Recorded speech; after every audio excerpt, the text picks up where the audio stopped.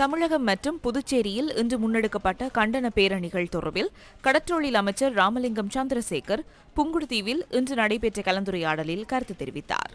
கடலுக்கு இன்னைக்கு உங்களுக்கு பெரிய சவால் இருக்கிறது யாரு? இந்திய ரோலர் காரனுங்கள்லாம் இன்னைக்கு என்ன செய்யறாங்க?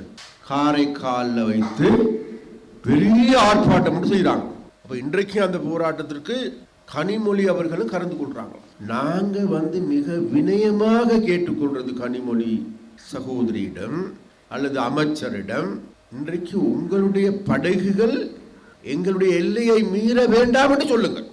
30 வருடங்களாக நாங்கள் யுத்தத்திற்கு முகம் கொடுத்த மக்கள் இப்பதான் ஓரளவு தலை தூக்கி கொண்டு வருகின்ற போது அந்த சீசன் டைம்ல உங்களோட ஆயிரக்கணக்கான படகுகள் கடல் வளத்தையும் நாசமாக்கி கொண்டு போற வழியில சொல்லி கொண்டு போறானுங்க. நாங்க தொப்புள் குடி உறவு. அப்ப கனிமொழி அமைச்சருக்கு நம்ம சொல்ல வேண்டி இருக்கின்றது வேற எதுவும் இல்ல. நீங்க தொப்புள் குடி உறவா இருந்தா வச்சுக்கொள்ளுங்க, பரவாயில்லை. எங்களுடைய கடலில் எங்களுடைய மீன்களை பிடிக்க வேண்டாம். இன்றைக்கு கைது செய்யப்பட்டிருக்கின்ற வெறுமனே கைது செய்யப்பட இல்லை. உங்களுடைய கடலிலே மீறுகின்ற பொழுது நீங்கள் என்ன நடவடிக்கை எடுக்கிறீங்க? எங்களை விட கடுமையான நடவடிக்கை எடுக்கிறீங்க. அப்ப அதே நடவடிக்கை இங்கே எடுக்க இருக்கு. அந்த கடற்படை கைது செய்தவர்களை நீதிமன்றத்தில் ஒப்படைக்குது. நீதிமன்றம் தீர்ப்பு வழங்குது. மீனவர்களுக்கும் எங்களுக்கும் எந்த விதமான தொடர்பும் கிடையாது.